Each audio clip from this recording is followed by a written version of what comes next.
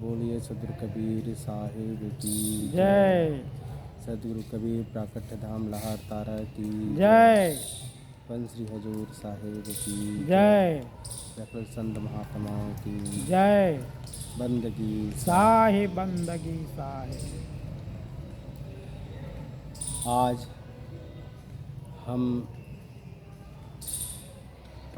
एक ऐसे महात्मा जो बचपन से इस संत जीवन में अपना जीवन यापन कर रहे हैं और त्याग तपस्या के दम पर आज साहेब के इस मार्ग में चलते हुए लगभग आज कितना साल हुआ है साहब?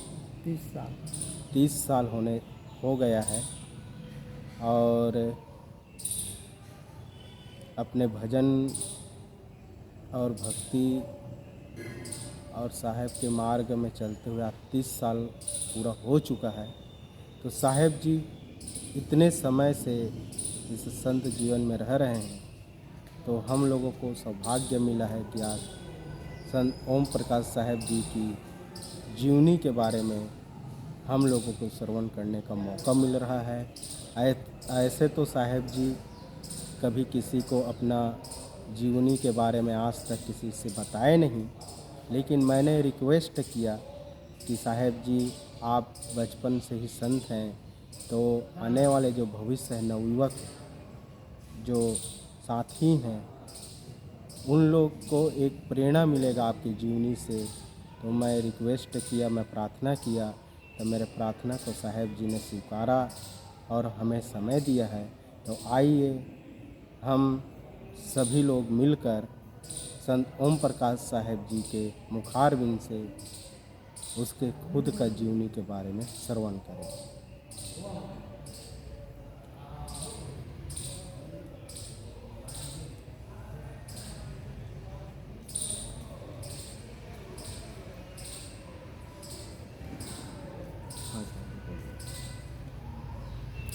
सदगुरु कबीर साहेब की जय।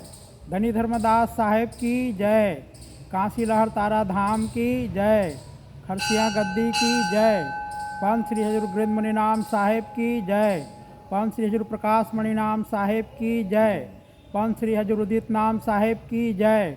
पंच श्री हजूर मुकुद मणि नाम साहेब की जय। पंच श्री हजूर अर्ध नाम साहेब की जय। सकल संत महापुरुषों की जय। साहिब बंदगी साहिब। अभी हमारे संत ने हमसे पूछा कि आप साधु कैसे बने। उनके कहने का मतलब यही है, वो यही पूछना चाहते हैं कि आप साधु कैसे बने। तो देखिए, सबका विचार अलग अलग होता है और संत जीवन में तो कोई कोई व्यक्ति जो है अपने पूर्व जन्म के संस्कार से कोई साधु बनता है और कोई माँ बाप के संस्कार से साधु बनता है और कोई जो है घर यदि शारीरिक तकलीफ है तो उसके कारण से साधु बनते हैं और कोई जो है घर में झगड़ा हो जाता है उसके कारण से साधु बनता है। इस प्रकार से लोग दुनिया में जगत में 4 प्रकार से साधु बनते हैं। तो मैं आप लोगों को अपने जीवन में मैं कैसे साधु जीवन में आया और कौन से विचार से आया उसको मैं स्पष्ट रूप से बताना चाहूँगा। मैं कोई दुख के कारण से साधु नहीं बना हूँ। ठीक है, संस्कार तो हमारे माँ बाप का संस्कार रहा, बहुत अच्छा है। जिसको कहते हैं कि जिसके घर में शांति रहती है वही स्वर्ग है। अपना जन्मभूमि में वही माहौल अभी भी है और पहले भी था। कि जिसको लोग घर को मंदिर कहते हैं, तो वास्तव में हमारा जन्मभूमि जो है पहले भी एक मंदिर था, अभी भी एक मंदिर के समान है। कोई तकरार के भावना नहीं, एक परिवार में किसी से मतभेद नहीं, प्रेम से बोलना, प्रेम से रहना, इस प्रकार से माहौल पहले भी था और अभी भी है। तो ठीक है, ये तो अपने माँ बाप का जो संस्कार है वो हुआ, और मेरे अंदर जो संस्कार था वो पहले से ही मेरे अंदर भरा हुआ था, जिसको संत महात्मा या शास्त्र में, ग्रंथ में बोलते भी हैं। कोई कोई जीव होते हैं जो पूर्व जन्म से संस्कार लेकर के आते हैं और अच्छा कार्य करते हैं। तो मेरे अंदर में मैं कहूँगा कि अभी का नहीं, मेरे अंदर में पूर्व जन्म का संस्कार पड़ा हुआ था। जब मुझे उतना होश नहीं था, मैं मेरा बचपना था तभी जैसे कि 3 साल या 4 साल के था, तो 4 साल के था तो मैं सोया रहता था। तो सोते सोते जो है उसमें दिखता था, स्वप्न में मैं दुर्गा के स्वरूप को देख लेता था, अष्टांगी रूप को देखता था। जब उसको देखता था तो बाल स्वभाव से क्या है करके सोते हुए अवस्था में मैं झझकते हुए उड़ता था और रोता था। तो जब इस अवस्था में मैं उड़ता था तो मेरी जो माँ है वो क्या हुआ बेटा ऐसे करके मेरे को गोद में उठा लेती, हृदय से चिपका करके फिर पूछती क्या हुआ बेटा, क्या देखा ऐसे करके। तो मैं बताता था कि मुझे जो है स्वप्न में बहुत बड़े बड़े हाथ वाले, कितने हाथ वाले और लाल लुगड़ा पहने हुए, मुकुट पहने हुए इस ढंग से दिखता है। तो अब बचपना में तो ख्याल नहीं आता था और लोग समझ भी नहीं पाते थे। जैसे मैं बढ़ता गया वैसे मेरे अंदर धर्म के शक्ति और धर्म की जो शक्ति उसको जानने की जिज्ञासा होने लगा, और मंत्र में जो शक्ति क्या है उसको भी जानने की जिज्ञासा होने लगा। जब मैं तीसरी क्लास में था तभी से मेरे अंदर होता था, विचार आता था कि भगवान जो है कैसे होंगे। पहले प्रश्न यही उठता था मेरे अंदर बचपना में। तीसरी क्लास में कोई बहुत ज़्यादा विचार नहीं होता है, बहुत ज़्यादा विवेक भी नहीं होता है, लेकिन मेरे अंदर में तीसरी क्लास में ही होता था कि भगवान कैसे होगा। बस यही एक प्रश्न था।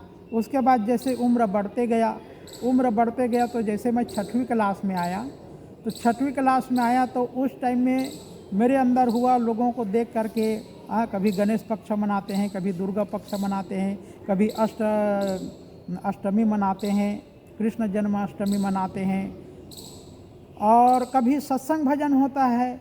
तो ऐसे सारे चीज़ को देखते हुए फिर मेरे अंदर में हुआ कि नहीं, मुझे भी भक्ति करना चाहिए। तो भक्ति करना चाहिए तो इसमें क्या है, अभी किसी के यहाँ भी हो, सबसे पहले कोई विष्णु को मानते हैं, कोई ब्रह्मा को मानते हैं, कोई शंकर को मानते हैं। तो कबीर साहब के ज्ञान में तो बहुत कम लोग पहले से पहुँचते हैं। तो अब इसी को हम भी जानते थे, ब्रह्मा को, विष्णु को, महेश को, काली को, दुर्गा को जानते थे। तो अपने अंदर हुआ कि पहले हमको भक्ति करना चाहिए दुर्गा का। तो पहले हमने रविवार को उपवास करना चालू कर दिया, हर रविवार को उपवास करते थे, माता जी का वार है करके।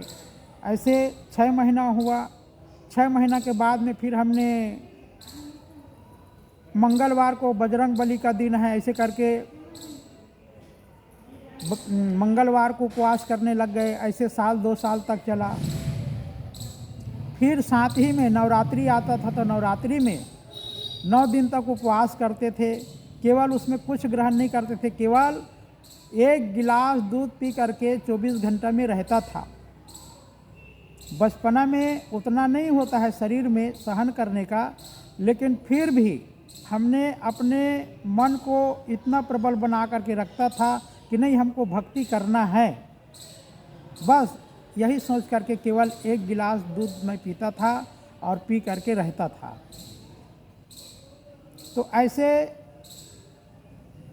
भक्ति चलते रहा, व्रत चलते रहा, उपवास चलते रहा। फिर कुछ वर्ष हुआ, 2-4 वर्ष के बाद में हमारे अंदर आया कि सही में जो भगवान के शक्ति है, जो सद्गुरु के शक्ति है, जो साहेब के शक्ति हैं, उसको कौन बता सकते हैं? ऐसे मंत्र कौन दे सकते हैं जिसमें भगवान के शक्ति, सद्गुरु के शक्ति, कबीर साहब के शक्ति जो हमको स्पष्ट मालूम हो? ये प्रश्न पैदा हुआ।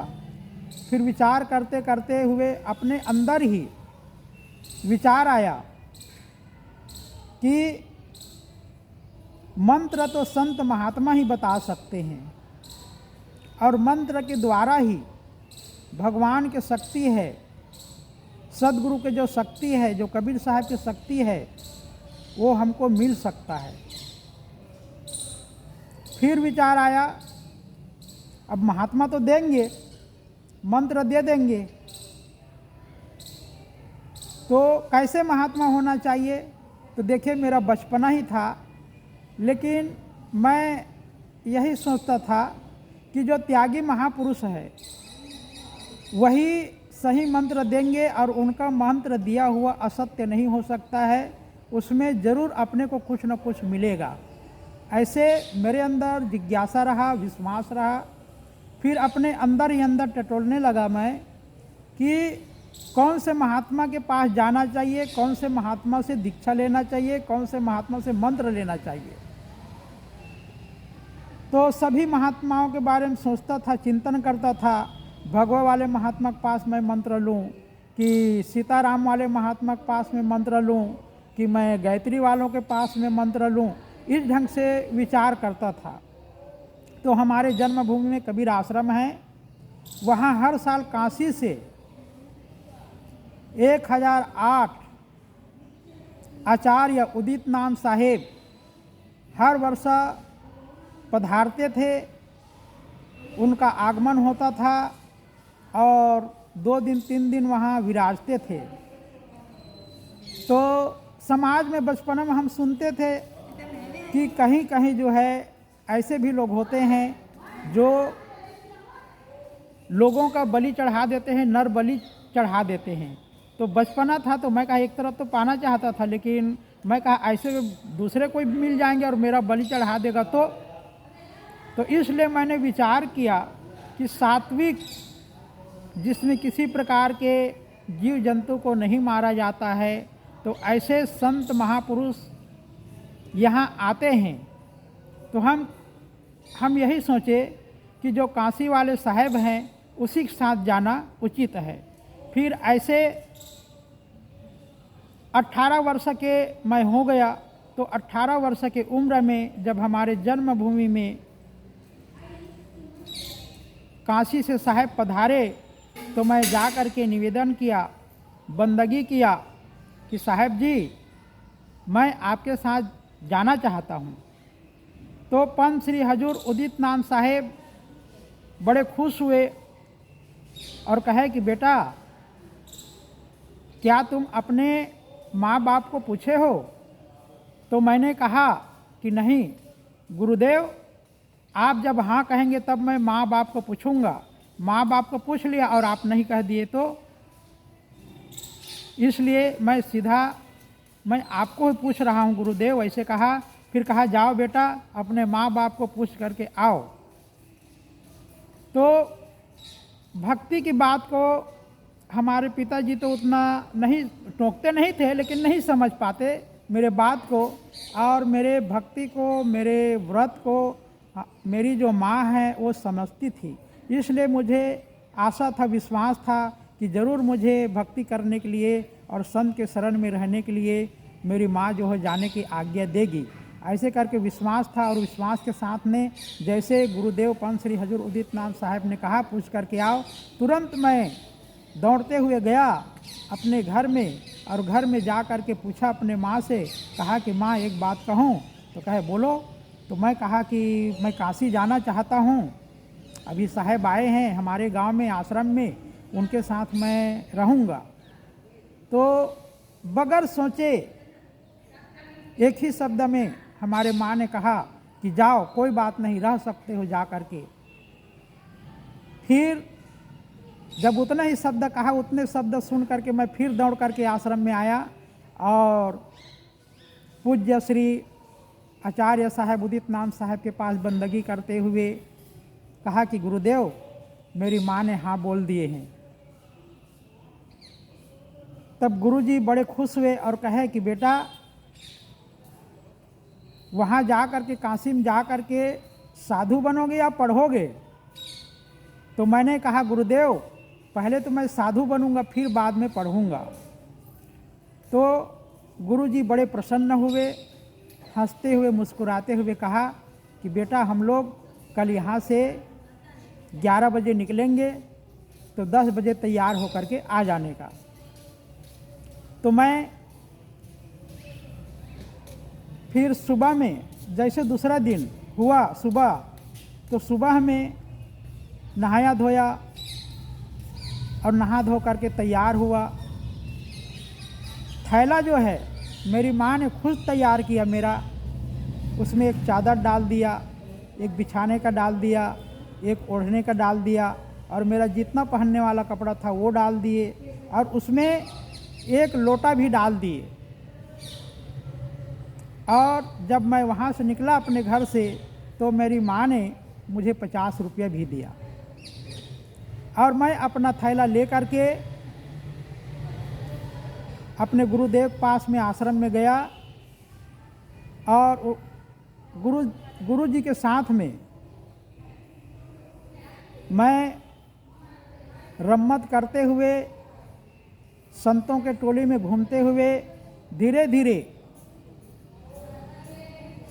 साहब जी एक क्षमा चाहेंगे, जिस समय आप निकले उस समय कौन से संत था? हाँ, जिस टाइम मैं काशी आया, काशी के लिए रवाना हुआ संतों के टोली के साथ में, तो वो 1992 रहा, और महीना माघ के था। माघ के महीना में मैं अपने गांव से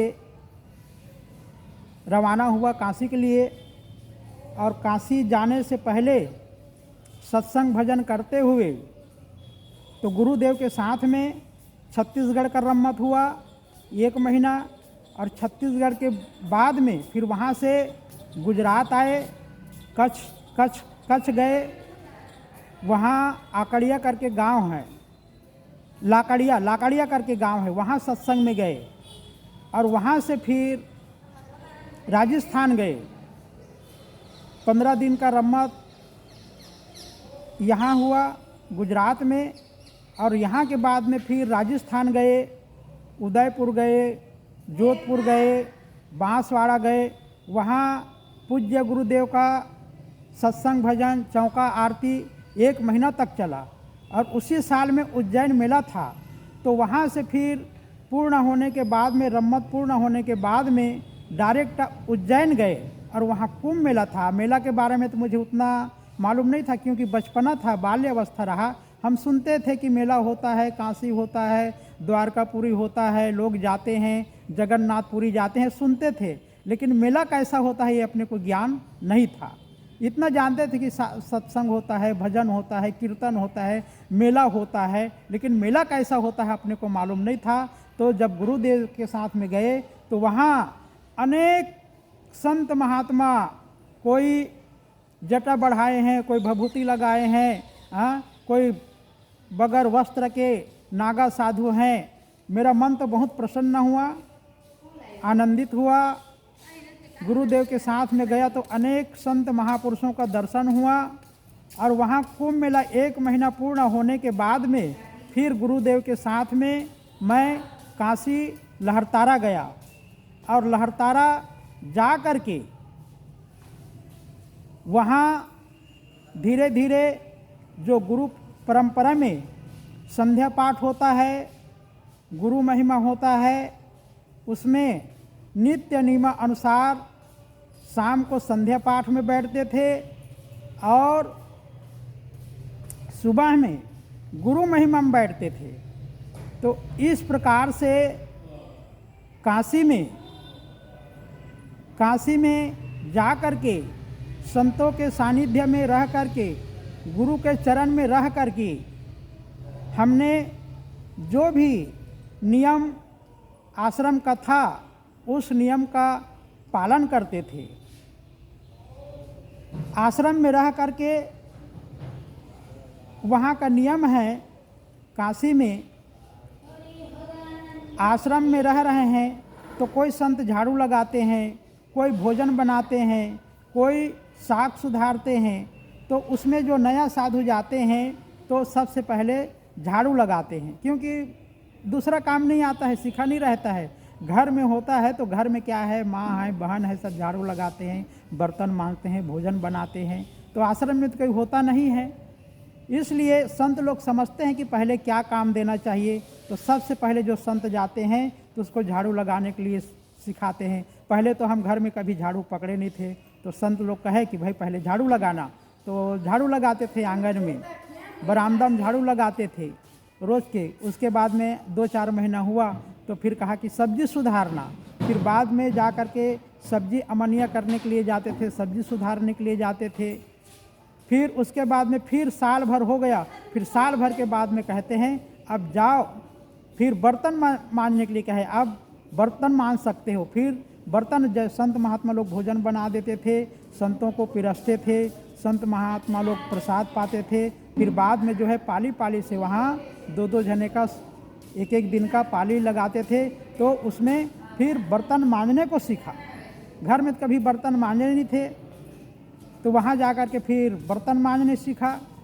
जैसे फिर 2-4 महीना हुआ, 2-4 महीना होने के बाद में फिर कहे अब भोजन बनाओ कहे, तो 2 संतों का पाली लगता है वहाँ 1 दिन का, तो दूसरे संत के साथ में भोजन बनाने का पाली लगा। फिर दाल भात साग ये बनाना सीखा। इस प्रकार से आश्रम में रह कर के संतों के पास में आ कर के संतों के संग में रह कर के ये सब धीरे धीरे ज्ञान हुआ। और मुझे अभी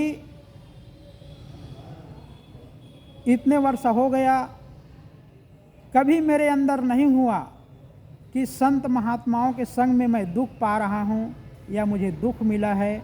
इस प्रकार से मेरे अंदर कभी अमन नहीं हुआ,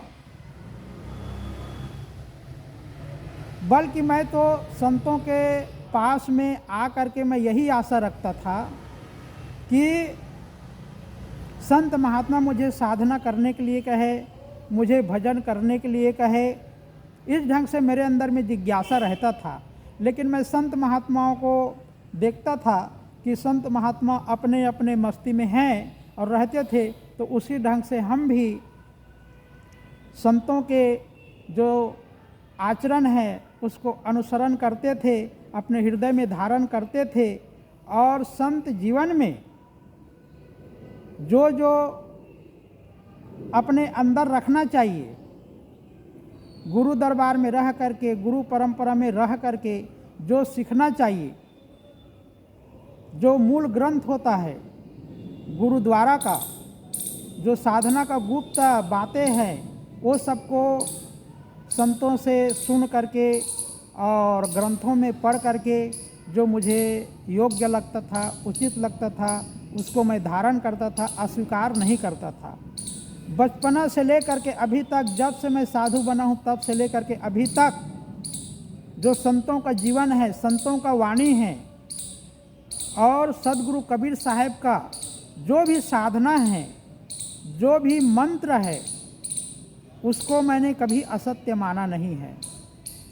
जो कबीर साहब कहे हैं वो सत्य है। कबीर साहब जो सुरती नृत्य की बात कहे हैं वो परम सत्य है। साहब जी एक मिनट, जैसे आप गुरुजी पंच हजूर नाम साहब के कितने साल मतलब आप सेवा किए और कितने साल के बाद आपको भेज दिया गया, वो डेट, वो दिन और वो सन बताइए। हाँ, तारीख तो मालूम नहीं है लेकिन आपको महीना बता सकता हूँ, सन बता सकता हूँ। तो कितने मतलब महीने के बाद या कितने साल के बाद आप सेवा किए, उसके बाद आपको भेज मिला? नहीं, मुझे तो जैसे मैं आया उसके बाद में साहब ने 1 महीने के बाद में भेज दे दिए। अच्छा अच्छा। 1 महीने के बाद में ही भेज दे दिए। और कितने सन और कितने तारीख का मतलब आपका संत भेज? हाँ हाँ, वो 1992 में मेरा भेज हुआ। अच्छा हाँ, 1992। ठीक है। तो इस तरह से हम लोग